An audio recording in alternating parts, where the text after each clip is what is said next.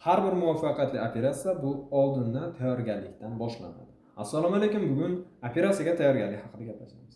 Operatsiyaga tayyorgarlik muvaffaqiyatli va xavfsiz jarrohlik amaliyotining kaliti hisoblanadi.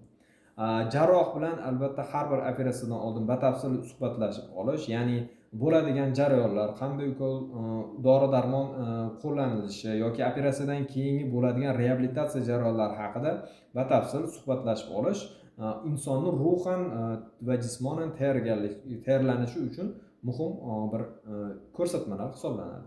Albatta laboratoriya tekshiruvlari va diagnostik tekshiruvlar bilan birgalikda bu jarayonlar amalga oshiriladi va bu kasalliklarni aniq tashxis qo'yish va asoratlarni oldini olishda eng muhimlaridan biri hisoblanadi. Ba'zilarda uzoq vaqt davomida ichib yuradigan dorilar bo'lsa, masalan, qon suyultiruvchi dorilar ichadigan aspirin yoki trombaz, shunga o'xshash dorilarni ichadigan bemorlarga rejalashtirilgan operatsiyalarda o'sha dorilarni bir necha kun oldin to'xtatib turish tavsiya etiladi, sababki u qon suyulgan hisobiga asoratlar kelib chiqish ehtimolini oshiradi. Bu narsa dorilarni to'xtatish asoratlarni kamaytiradi. Oziqlanish va suyuqlik balansini me'yorga keltirish operatsiyagacha bo'lgan holatda eng muhimlardan biri hisoblanadi. Psixologik tayyorgarlik esa stressni kamaytiradi va jarayonni nisbatan yengillashtiradi.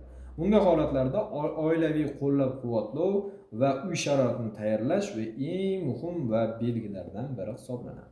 Jarrohlik kuni agar sizda rejalashtirilayotgan bo'lsa, sog'lom holatda bo'lish, ya'ni charchoq, shamollamagan holatda bo'lishingiz bu muhim hisoblanadi. Agar sizda shoshilinch holatdagi operatsiya bo'ladigan bo'lsa, bunda ruhiy holat, ya'ni yaqinlarning qo'llab-quvvatlovi va o'zining ichki xotirjamligi operatsiyaning nisbatan yengil va natijaning muvaffaqiyatli tugash ehtimolini oshiradi.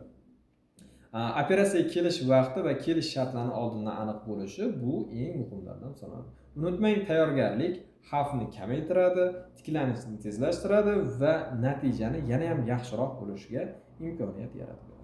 Video foydali bo'lgan bo'lsa, yaqinlaringizga ulashing. Ismim Shukurjon, xirurgman. Har kim biror kasallik haqida ozgina gaplashamiz. Rahmat.